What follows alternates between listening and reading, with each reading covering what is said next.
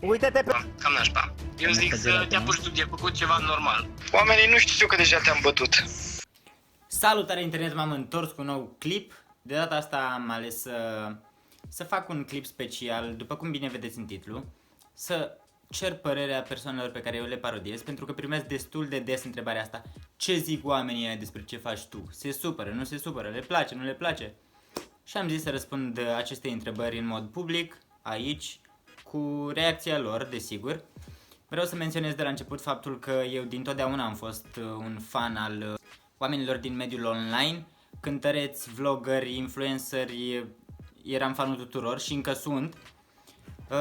Nu visam eu niciodată că o să primesc un like măcar de la o persoană care o să apară în acest clip, dar apoi să mai am ocazia să schimb două cuvinte cu ei, să-și dea cu părerea despre mine. Și vreau să vă zic că sunt recunoscător pentru treaba asta și vreau să vă mai zic să luptați pentru visul vostru, oricare ar fi acela, să nu ascultați de nimeni. Dacă voi asta simțiți că trebuie să faceți, să faceți. Indiferent dacă vrei să devii un vlogger de succes, un cântăreț, un medic, un orice. Am reprodus un clip de al Sânzianei Negru, iar ea mi-a zis asta. A râs. Și am zis, yay! Da. Următoarea persoană este Marilu Dobrescu. Am reprodus vreo două poze de ale ei. Am menționat-o în povestea mea și mi-a scris asta. Foarte tare. And so my god things. Ioana Grama a fost printre primele persoane care mi-a scris și a exprimat părerea despre ceea ce fac eu. M-a menționat în povestea ei, i-am mulțumit și mi-a zis asta. Ești cool, keep up the good work, era nevoie de unul ca tine. Și i-am zis mulțumesc frumos. Și ea mi-a răspuns cu drag. Următoarea persoană este Ana Baniciu. Nu știu dacă mai are rost să mai zic că am reprodus poză, că e de la sine înțeles. Mi-a spus așa, foarte tare, am leșinat de râs. Când am văzut acest mesaj, am rămas încremenit. Nu mă gândeam eu vreodată că o să-mi trimită Mădălina Ghenea un mesaj. Dorian Popa și-a exprimat părerea despre ceea ce fac eu în următorul fel. Cel mai fresh. Nu știu dacă mai are rost să citesc mesajele, că știți și voi să citiți doar. Vedeți. Mulțumesc, Dorian. Următoarea persoană care și-a exprimat părerea despre parodiile mele este Alina Eremia. Și Alina Eremia zice așa: mor, bestial. Mergem mai departe la Andra Gogan, care mi-a transmis următorul mesaj. Genial ce faci, bravo, super idee, încearcă și pe YouTube să o aplici, dacă încă nu faci deja. Cred că ar prinde super. I-am mulțumit și ei, desigur. Mergem mai departe la Shift. Mi-a redistribuit postarea, i-am răspuns la story cu un mulțumesc și un de-ăsta. Și uitați ce mi-a zis. Caterinca, am grâs rău. Și am mulțumit. Schimbăm un pic cadrul pentru că a intervenit o situație. Inițial am vrut să vă arăt mesajul primit de la Cristina Ih cu părerea ei despre ceea ce fac eu, dar a fost o drăguță ca de obicei și mi-a trimis o părere video. Uitați!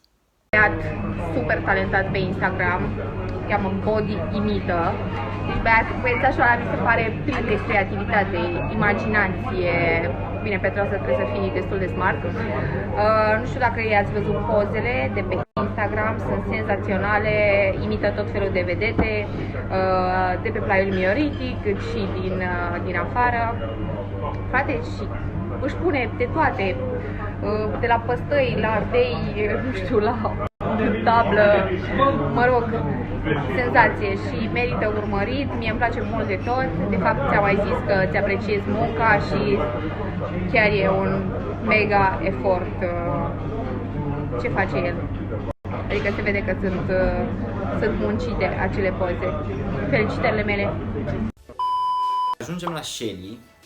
Le-am menționat în povestea mea și a zis ha. Deci să înțeleg că e de bine, nu s-a supărat și că îi place ceea ce fac eu, nu?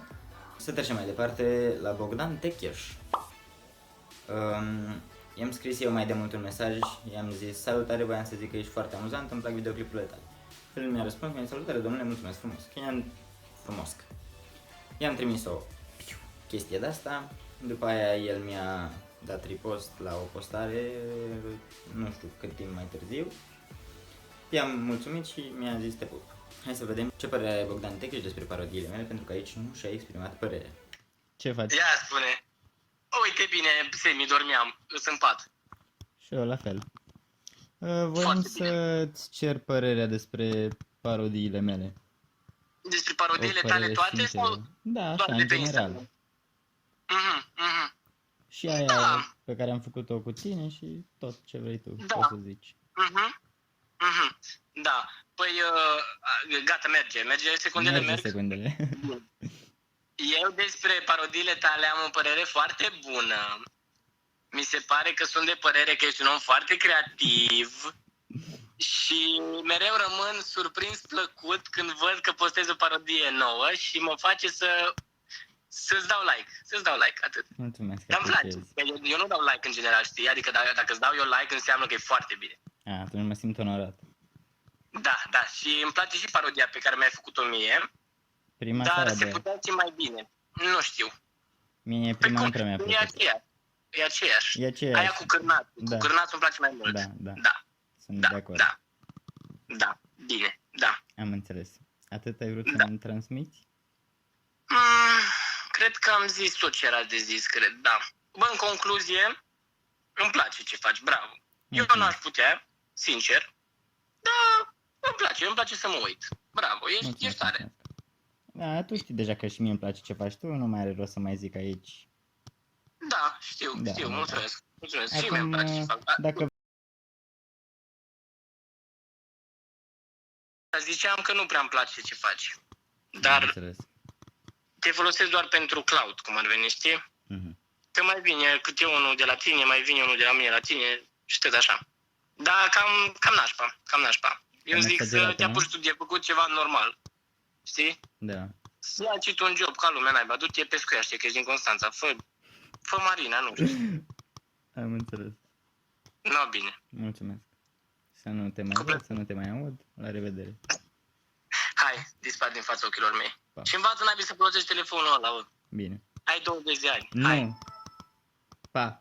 Ce? Nu. Ce? Nu. Ce nu? Nu învăț. Nu vrei? Nu. Bine, Pa. hai, pa. Pa. Și nu ești Pa. tare. Pa.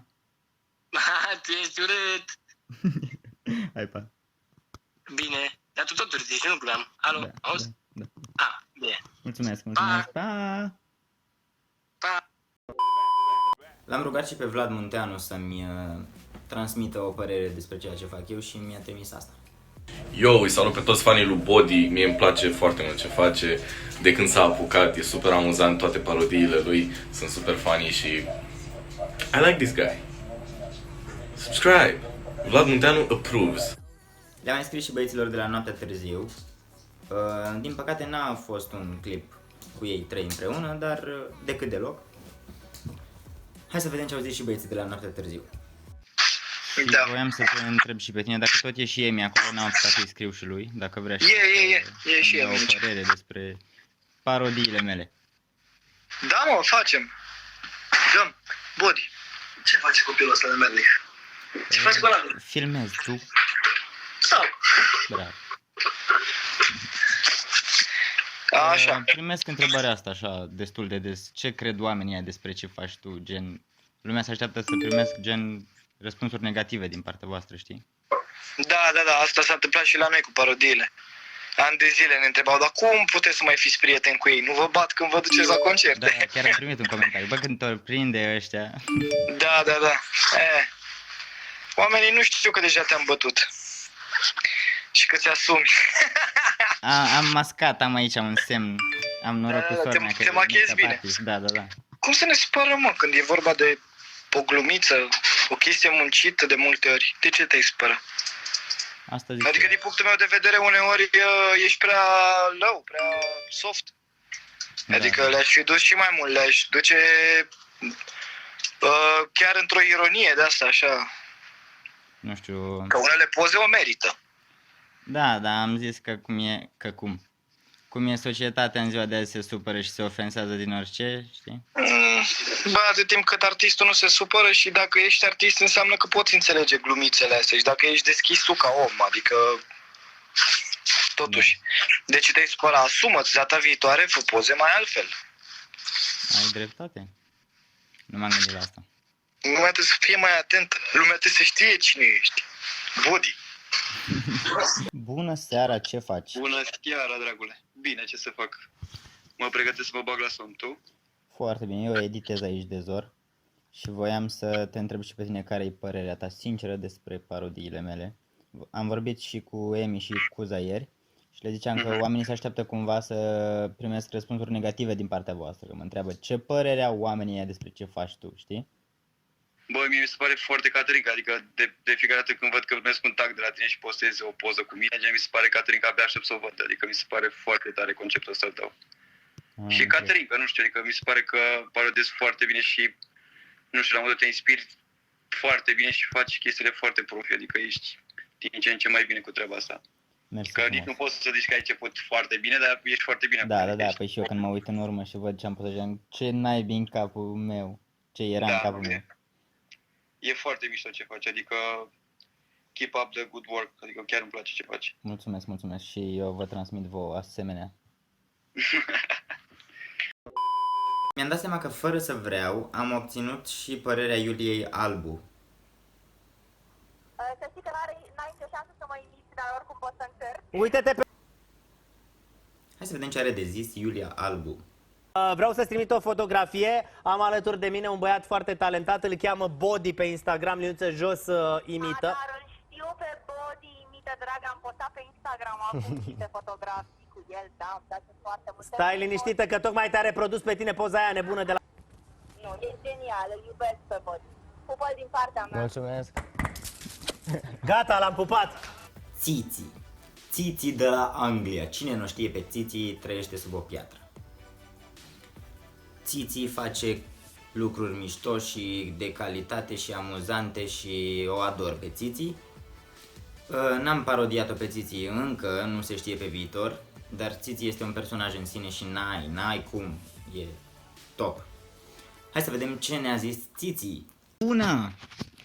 Ei, mă, nu te înregistrezi, și fă, mă! Bine, tu ce faci? Da, mă, fac un tutorial de machiaj mai prinsă și într-un moment mai de critică, știi? Că fac aici video. Își cere lumea, nu? Toată lumea vrea să fie așa frumoasă ca mine, dar nu se poate. Nu există numai una Țiții. Da, mai prins fără ruș pe buză, doamne, fii.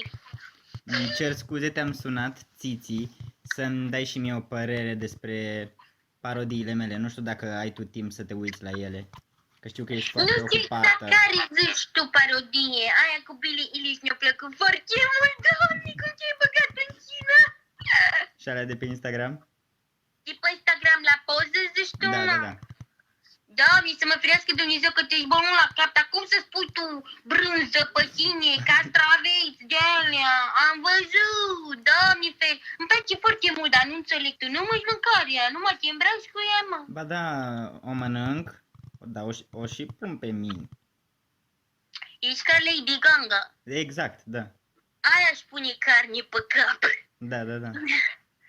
Doamne, Crezi ești că ca ai putea să carne. faci tu așa ceva? Ce fac eu aici?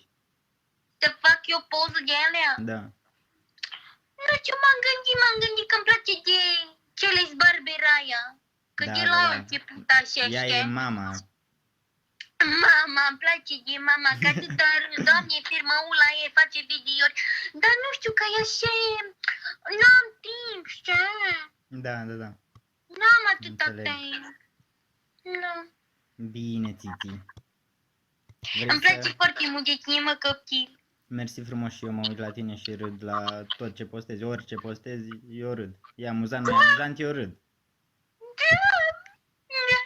Foarte bine că râd, că mie și îmi place oamenii să fie fericiți. Vrei să transmiți ceva comunității mele? Comunitatea de la Body, de pe Instagram, de pe Facebook, de pe YouTube. TikTok? Eu vreau să văd ce mai ai pe acolo. TikTok, TikTok. TikTok, de pe TikTok.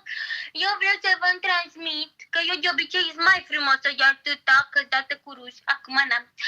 Da, vreau să vă mai transmit că Body vrei să zic să-l distribuiți peste tot și să-i dați cu share, pentru că ce-i face eu treabă specială, înțelegi? Nu oricine are ce talent. Valoare, de valoare. No. Exact. Bine, și urmăriți-mă și pe mine repede pe Instagram și dați-mi follow și dați-mi subscribe. Bine, no. Și pe Titi să o distribuiți peste tot. Așa se face. Bine, Titi, îți mulțumesc frumos pentru părere. Cu foarte mare drag, mă, Body. Te pup. Sună-mă pe privat, că avem o treabă de Da. discuție. Acum închid camera și te sun. Așa, no, pa, pa, pa. Pupa! Pa. Cam aici se încheie și acest vlog, challenge, cum vreți voi să-i spuneți. Dacă v-a plăcut, nu uitați să vă abonați, să-mi dați un like, un comentariu, un share, un ce vreți voi. Vreau să le mulțumesc oamenilor implicați în acest videoclip pentru că și-au rupt din timpul lor să vorbească cu mine, să-mi trimită un clipuleț sau să-mi scrie câteva cuvinte. Și nu în ultimul rând să vă mulțumesc vouă pentru că vă uitați la ceea ce fac eu, mă urmăriți. Pentru simplu fapt că îmi dați un like, un comentariu, un mesaj de încurajare care mă ajută foarte mult. Vă mulțumesc, ne vedem data viitoare, pa!